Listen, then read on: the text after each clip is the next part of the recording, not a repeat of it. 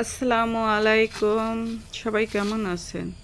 আলহামদুলিল্লাহ, আল্লাহর অশেষ মেহেরবানিতে আপনাদের তো আমরা অনেক অনেক ভালো আছি। এতে সকালে ঘুম থেকে উঠে সমস্ত কাজ সেরে নিয়েছি। বাসি যা যা কাজ থাকে সম্পূর্ণ কাজ করে নিয়েছি। করে নিয়ে রান্নাঘরটা শুধু চুলাটা নেপেছি, পুরো রান্নাঘরটা লেপে নেই, লেপলে আর শুকাতো না, এই জন্য শুধু চুলার পরটা লেপছি। লেপে যে সকালে যে চাপড়ি বানাচ্ছি পাতলা করে, রুটির মতনই হয়েছে চাপড়ি। মাঝে মাঝে এটা বানাই, চাপড়ি তো মোটা হয় আর এটা মোটা না, রুটির মতনই পাতলা। রুটি বানাতে ভালো লাগলো না আজকে, এই জন্য এইভাবে গুলা আটার রুটি বানিয়ে নিলাম। ভালো লাগে খেতে, মাঝে মাঝে বানাই, আমি বানাই, আমার আম্মা বানায়। আমার আম্মা আব্বা তো দুজনেরই ডায়াবেটিস, তারা বেশিরভাগে চাপড়ি এইভাবে পাতলা করে রুটির মতন করে চাপড়ি বানিয়ে নেয়। মচমচে হয়, খেতে ভালো লাগে। যা কেজি পরপর কয়টা বানিয়ে নিলাম সকালবেলা। এখন এইটাই খাওয়া হবে। ভাজি আছে, ভাজি দিয়ে এটা খাবো।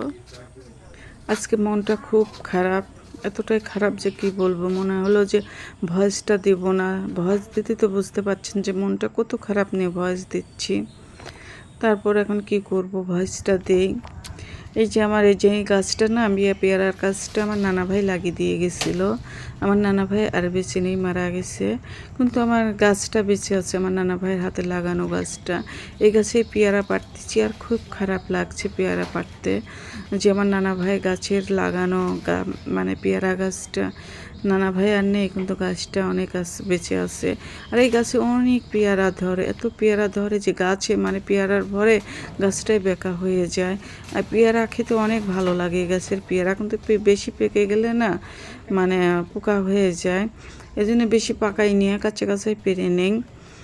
আর অনেক পেয়ারা পেকে গেছে, পাখিতেও খাচ্ছে। আর পাখি খাচ্ছে দেখে আমার আম্মা বেশি পারতেও দেয় না, যে পাখি খাক, পাখি খেলে তা আমার বাবার সোয়াব হবে। আমাদের বাড়ির আশপাশে বাগানে যত গাছগাছালি আছে সব গাছগাছালি আমার নানা ভাই নিচে হাতে লাগিয়ে দিয়ে গেছে তার মেয়েকে। আর আমার আম্মাকে আমার নানা ভাই এনে নিজে বাড়ি করে দিয়ে গেছে। এই জন্য নানা ভাইয়ের অনেক স্মৃতি আমাদের এখানে জড়িয়ে আছে। এই জন্য কোনো কাজ করতে গেলে নানা ভাইয়ের কথা বেশি মনে পড়ে যায়।